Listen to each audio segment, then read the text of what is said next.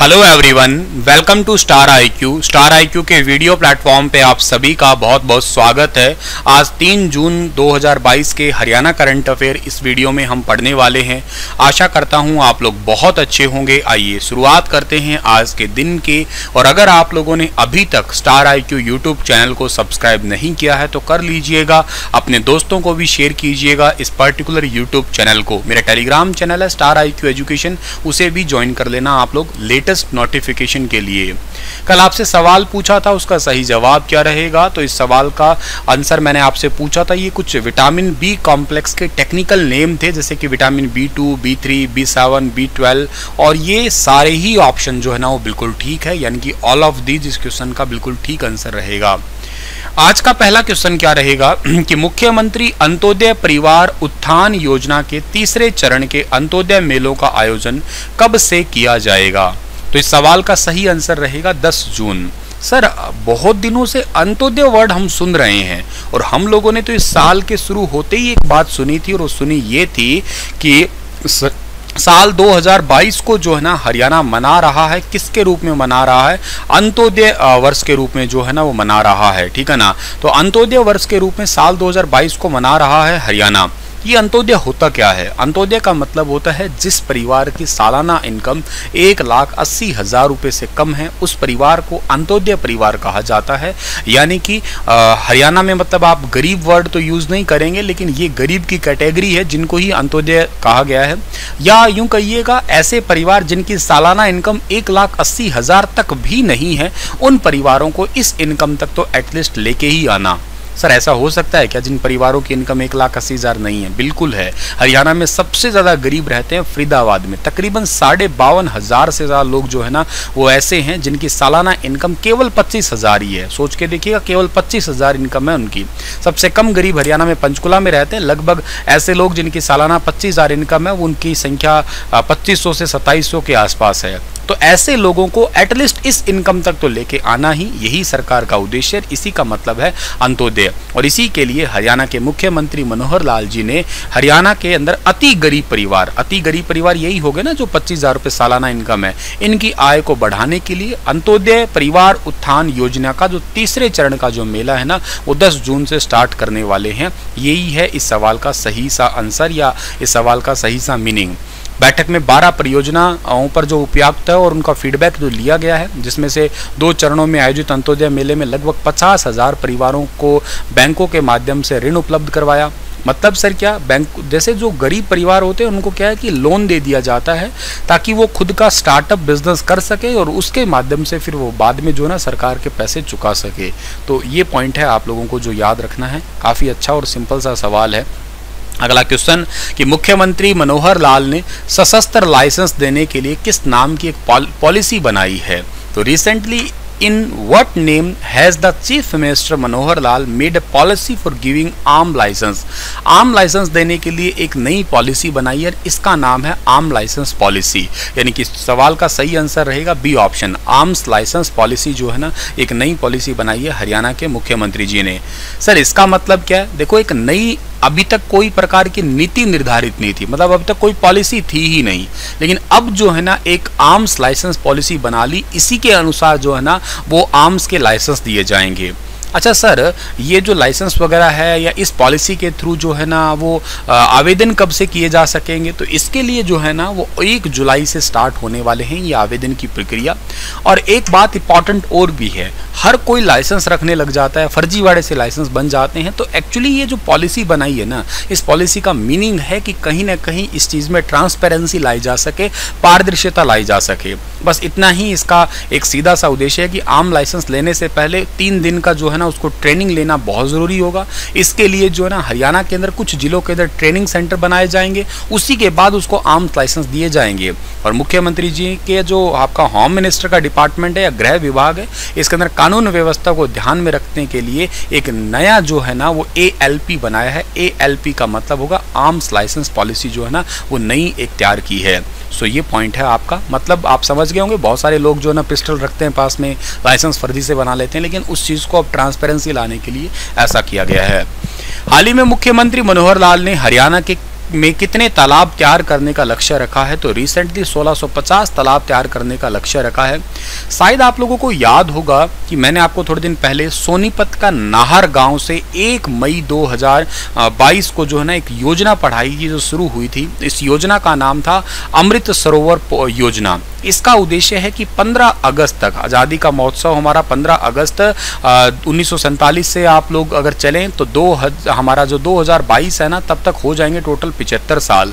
और इस 75वें साल के उपलक्ष्य में टोटल हरियाणा के अंदर 8000 तालाबों का जीर्णोद्धार करना था। इसका एक सीधा सा टारगेट है। और यही जो है ना तकरीबन 2 जून को अमृत सरोवर पोर्टल और ग्रीवेसेंस रिडेलरल मैकेनिज्म पोर्टल है। ये तकरीबन जो है ना एक ऐसे पोर्टल है जिसके अंदर से तालाबों की जो ना साफ सफाई की जाएगी। मतलब यूं समझिएगा, जो तालाबों की सफाई के लिए तो अमृत सरोवर पोर्टल है, और जो मैकेनिज्म पोर्टल है ना, इस पोर्टल का मतलब है तालाब की जमीन पर जिसने कब्जा कर रखा है। और कभी किसी ज़माने में तालाब की ज़मीन थी, लोग उस पर अपनी खेती कर रहे हैं, या किसी ने अपनी खुद की पर्सनल डिग्गी बना के कोई उसका पानी का यूज़ कर रहा है, तो उस कब्जे को हटाने के लिए जो है ना ये वाला एक मैकेनिज्म पोर्टल जो है ना आपका ग्रीवेसेंस मैकेनिज्म पोर्टल लॉन्च किया है हरियाणा गवर्नमेंट ने। तो ये दोनों आप लोगों को याद रहना चाहिए। तो मुख्यमंत्री जी ने अधिकारियों को अभी रिसेंटली ये इंस्ट्रक्शंस दिए हैं कि हरियाणा के अंदर जो है ना वो आपका जो जल स्तर है, जिसको आप चोवा कहते हैं, इसको ऊपर लाने के लिए कोशिश की जा रही है।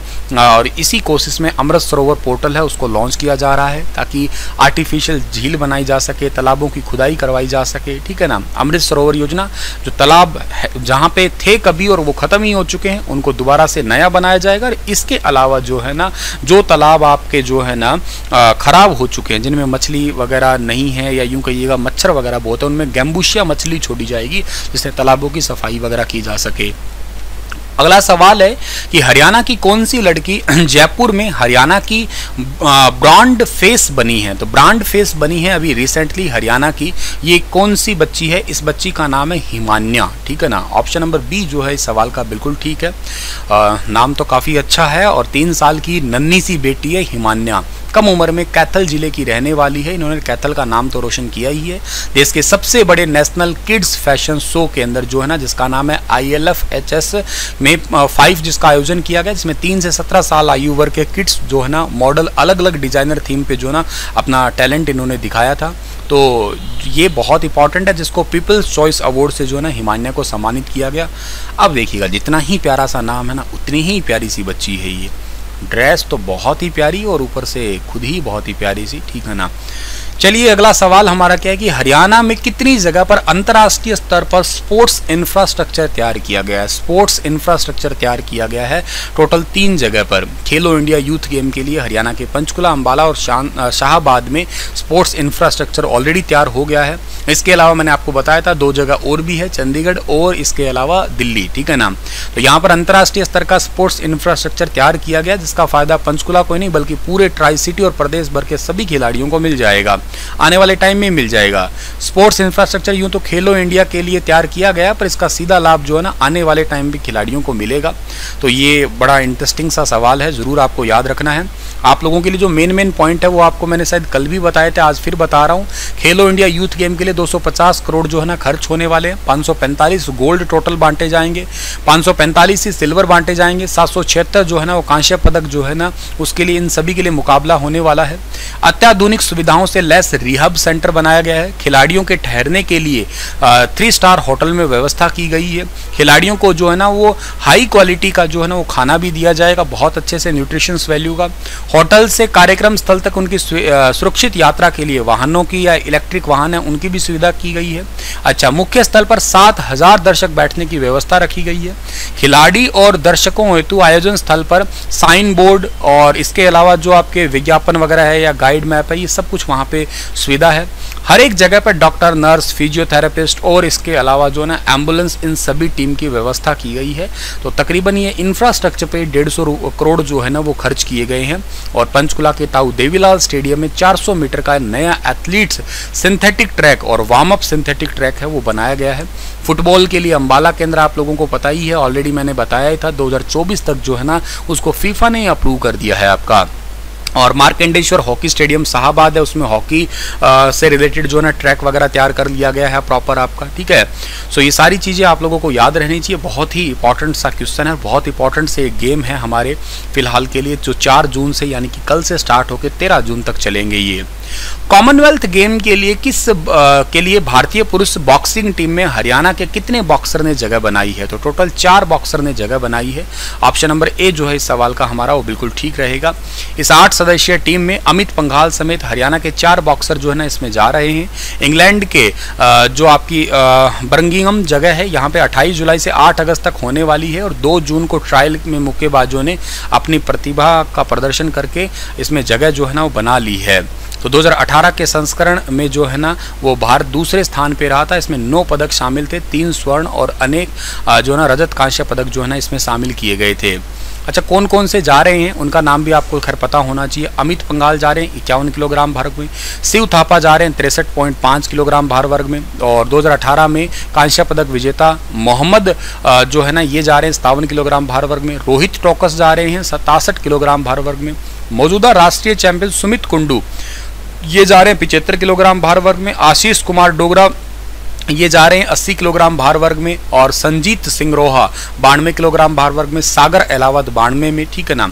ये सारे जा रहे हैं। अभी रिसेंटली जो है ना वो 4 जिनका सिलेक्शन हुआ है, तो आप लोगों को ये याद रख लेना है।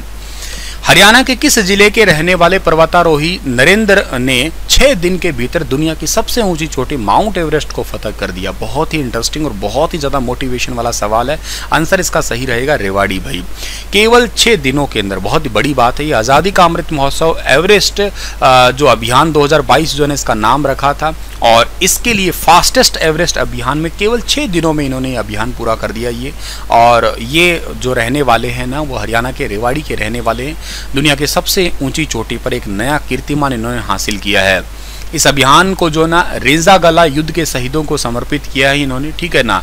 और नरेंद्र ने 2012 में पर्वतारोहण के बेसिक, 2013 में एडवांस, 2015 में जो है ना वो और भी उसके रिलेटेड जो MOI है, और 2022 में सर्च एंड रेस्क्यू के सभी कोर्स पास कर लिए। 20 मई 2016 को नेपाल के रास्ते माउंट एवरेस्ट जो उन्होंने फतेह किया था।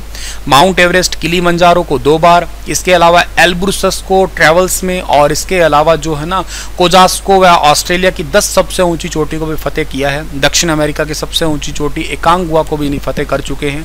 अब तक पर्वतारोहण के क्षेत्र में 18 वर्ल्ड रिकॉर्ड भी इन्होंने बनाए हैं, और नरेंद्र को विश्व की सभी वर्ल्ड रिकॉर्ड संस्थाओं ने वर्ल्ड किंग का सम्मान भी दिया है।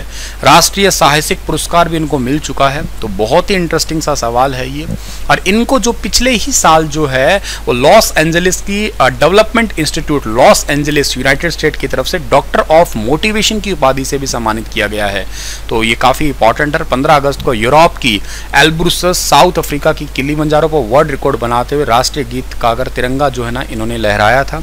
तो देश की आन बान शान बन गए हैं ये नरेंद्र। तो अभी इसी के साथ ही लेक्चर समाप्त होता है। आपके लिए सवाल है कि स्वतंत्र भारत के लिए व्यक्तिगत रूप से पहला ओलंपिक पदक किसने जीता था? ध्यानचंद, KD यादव, मिल्खा सिंह, हरीश चंद्र बिरजदार? बताइएगा इसके बारे में विस्तार से। कल फिर हाजिर होऊंगा लेटेस्ट अपडेट के साथ। तब तक आप हंसते रहना, मुस्कुराते रहना। सेशन कैसा था, कंटेंट कैसा था, फीडबैक जरूर दीजिएगा आप लोग। धन्यवाद।